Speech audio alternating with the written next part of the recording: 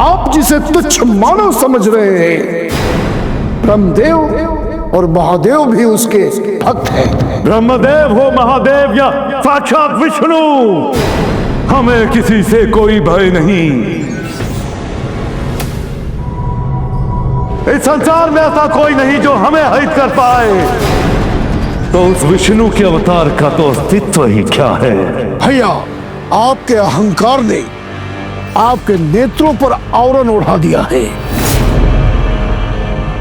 वरदानी शक्तियों के मद ने आपके विवेक को हर लिया है। इसलिए इतने बड़े महाबली योद्धाओं के वध के पश्चात भी, आपके स्वयं के पराजय के बाद भी आप वो नहीं देख पा रहे हैं जो मैं स्पष्ट देख रहा हूं।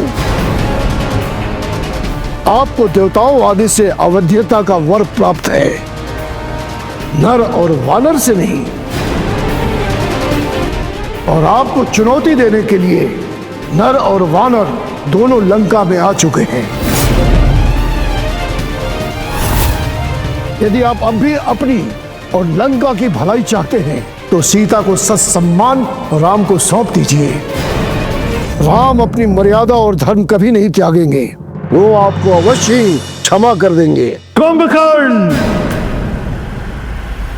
अब तुम हमें धर्म का पाठ पढ़ाओगे? अरे कैसे भाई हो तुम? हमारे समक्ष हमारे ही शत्रु की प्रशंसा कर रहे हो। भैया, मैं आपको सत्य का दर्पण दिखा रहा हूं। आप विद्वान और नीति निपुण हैं। आप संसार भर के रक्ष समुदाय के राजा हैं। और यह भी सत्य है कि जो राजा उचित समय पर धर्म, अर्थ, काम का सेवन करता है, उस पर कभी कोई विपत्ति नहीं आती।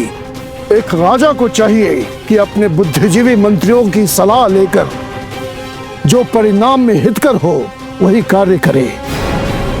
भाभी मंदोदरी और अनुज विभीषण ने भी आपको उचित सलाह दी थी, किंतु आपने विभीषण को लात मारकर लंका से बाहर कर दिया। कुंभकर्ण,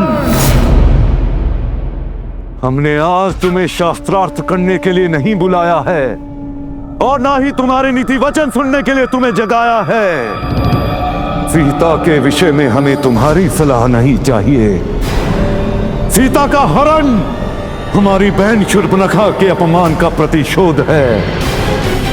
सीता का हरण हमारी राजनीति का हिस्सा है और सीता का हरण ही हमारे राज्य विस्तार का चरण है।